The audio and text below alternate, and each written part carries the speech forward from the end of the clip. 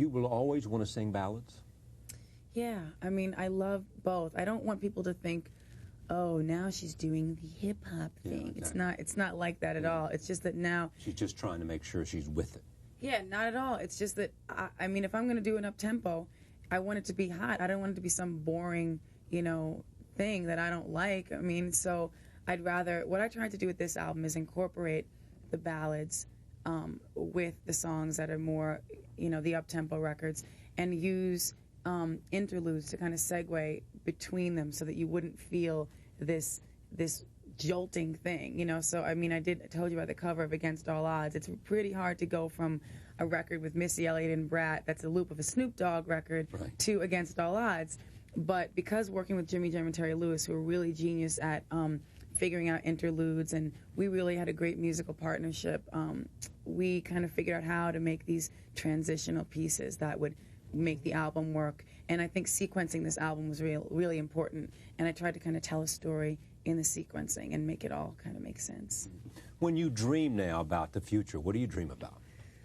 I mean, when you fantasize about, when obviously acting is part of it, you know, because it's an extension. Yes. You know, so it won't just say singer, it'll say singer, songwriter, musician, producer, actress. That would be nice. That would be nice. Yeah. But do you think of other musical, where are you going musically? Well, because you're all of a sudden performing, and associating yourself with a rather extraordinary group of people in terms of music today. Right. Well, I mean, it's funny because working with artists that I love, that I'm inspired by, too. I mean, I've worked with Brat a number of times. Missy and I have worked together. This is the first time I work with Jay-Z and also Snoop. And that's the thing that people don't realize. Is like, we're all musicians. You know, we're all influenced by each other's work. So it's not such a stretch. And people, you know, often, like, a rapper will have 5 guest rappers on their album or 4 guest vocalists. It's not a big deal in R&B or in hip-hop. It's just in the pop world, people don't understand that it's... I mean, I don't listen to pop radio. I really don't. I listen to older music, you know, like my favorite classics, or I'll listen to... Like what?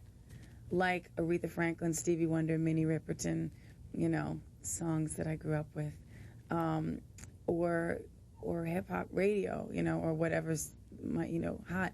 So it's like where I feel I'm going musically. Actually, my next project is the soundtrack for All That Glitters, which is set in the 80s. It's set in 1981.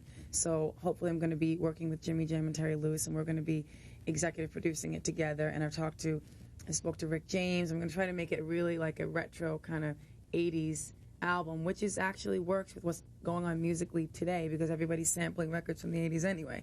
So, I mean, that's my next project musically.